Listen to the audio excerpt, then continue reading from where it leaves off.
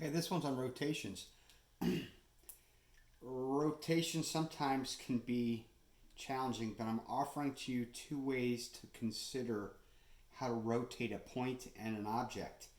Um, at some point, some of us just can't visually see it, and some of us need a formula, or vice versa. It doesn't matter.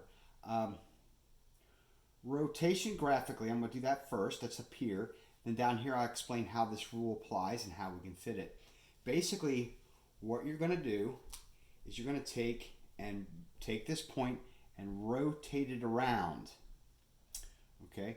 And if you go all the way around a circle, it's 360 degrees. Halfway is 180, and then a quarter of the way would be 90. Now, the way this kind of works, if you want to try this visually, is I'm going to try to do this visually.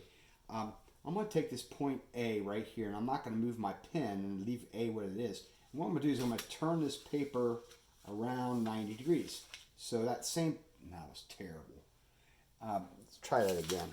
I'm going to show it right here. Okay, so here's the point, and if I spin this axis around and turn it halfway around here, the point winds up being there.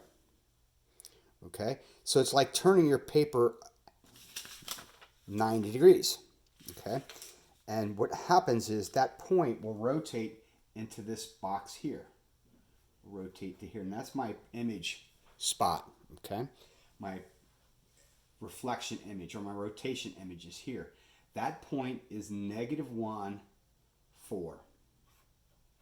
Now I could do a series of points, but the kind of things I want you to recognize is the following.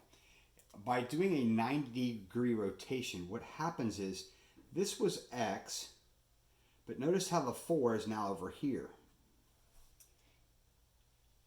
What used to be a Y, which was 1, is now over here where the X should be, but it's the opposite of that.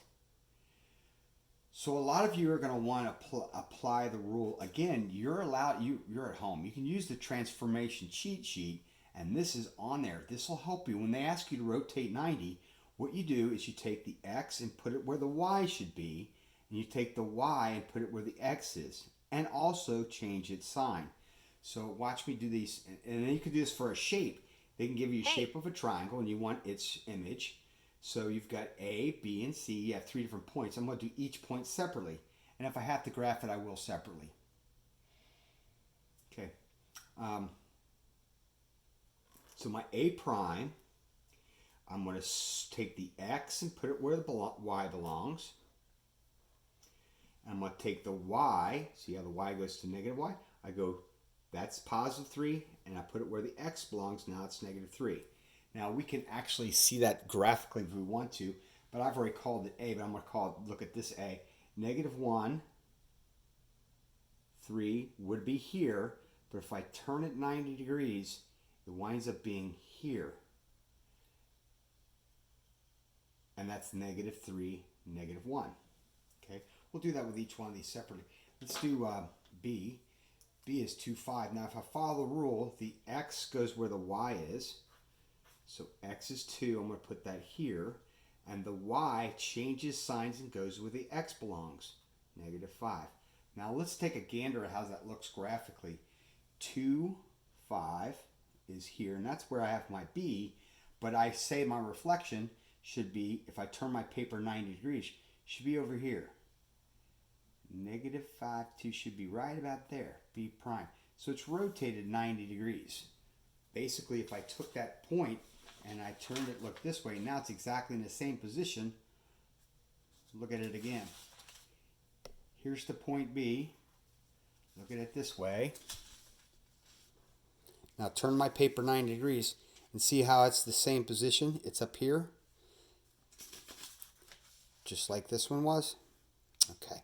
It's kind of difficult, but that's why we get formulas also. Let's look at one more point, C. C is 0, 2. So take the X and put it where the Y belongs, and take the Y and change its sign and put it where the X belongs. There. So C was 0, 2, which is located here. If I rotate it 90, it winds up here. That one's pretty clear to see. And again, if you see this, distance is 2. You can see if I turn it 90, That distance is also 2. Okay, that's rotations of 90. That's it.